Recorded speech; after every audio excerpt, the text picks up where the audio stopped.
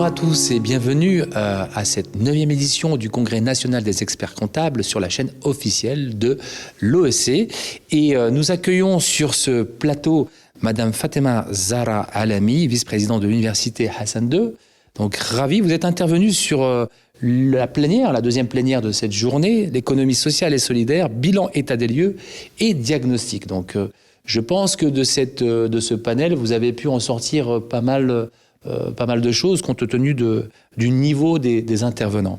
Alors le choix de cette thématique est plus que d'actualité, l'économie sociale et solidaire vers un mode d'entrepreneuriat inclusif et durable.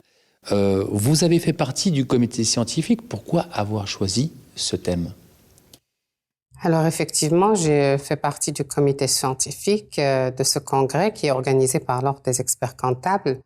La thématique n'est pas anodine et ce n'est pas un hasard. C'était pas pour pouvoir meubler un ex ou énième congrès de l'Ordre des experts comptables. Aujourd'hui, il s'agit d'accompagner tout ce qui se fait en termes de mouvement économique et en termes de développement et d'évolution aujourd'hui du modèle économique marocain, notamment après les orientations du nouveau modèle économique de développement qui est assez centré et concentré sur l'économie sociale et pour poser un peu les jalons d'un cadre institutionnel relatif à l'économie sociale et solidaire. Et donc, c'était dans cet esprit-là que les membres dirigeants, on va dire, du bureau de l'Ordre des experts comptables ont réfléchi à la thématique. Et puis surtout, on ne veut pas laisser ce secteur de travers en matière d'accompagnement, surtout que le secteur commence à prendre de l'ampleur, de l'importance. Et pratiquement, c'est un secteur relais aujourd'hui, si on veut dire, vu la crise économique et vu aujourd'hui les suites de la crise pandémique. Alors vous pensez que, vu le contexte actuel, il est plus que jamais aujourd'hui nécessaire de rassembler à tous les acteurs, les administrations, les entreprises autour de cette thématique et trouver aussi des solutions parce que aujourd'hui, est-ce qu'on a déjà bien avancé ou encore le chemin est encore long?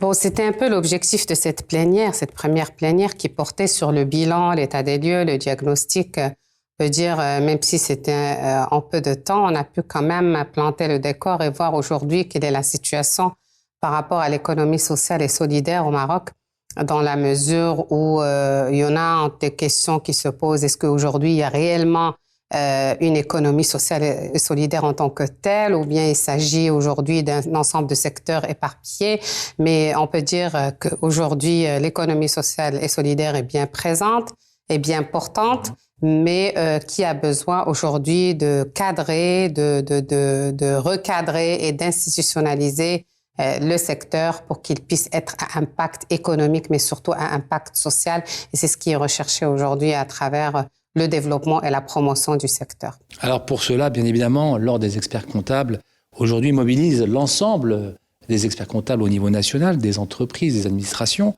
Et d'après ce panel, est-ce qu'il y aurait quelques directives aujourd'hui qui sont concrètes et qui seraient à prendre en compte dans le cadre des recommandations qui vont ressortir lors de ce congrès?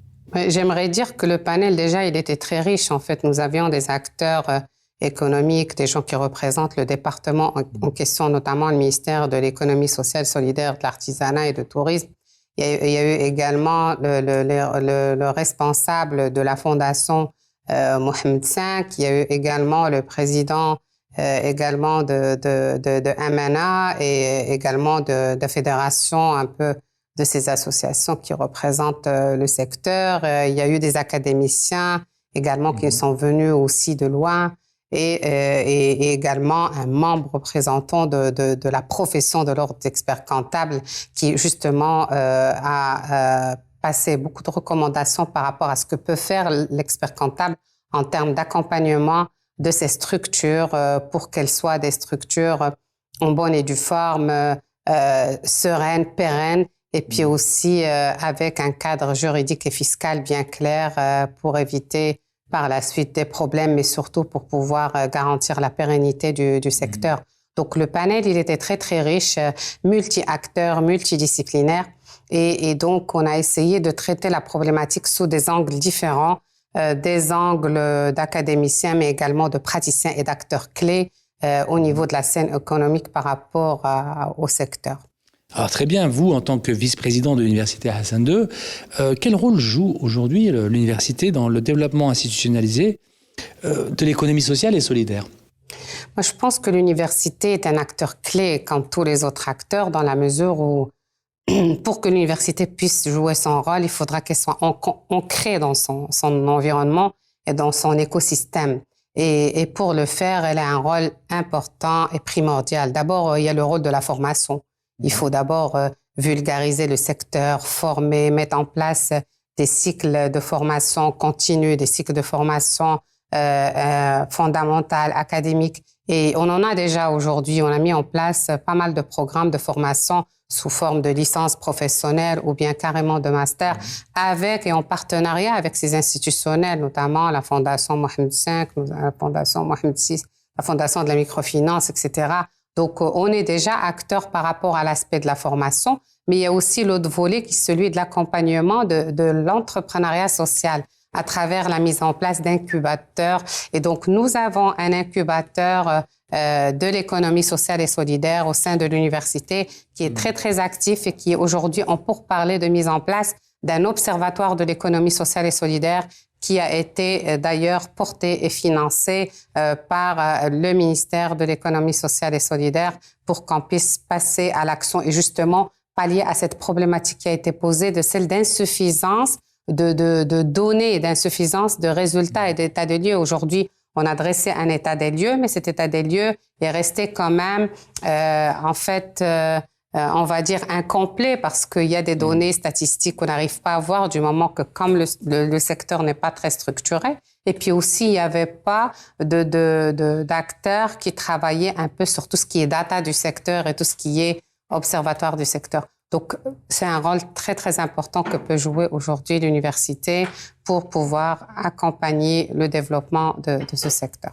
Donc, merci Madame Fatema Zahra Alami, vice-présidente de l'Université Hassan II, pour nous avoir un peu éclairé sur ce deuxième panel de ce congrès.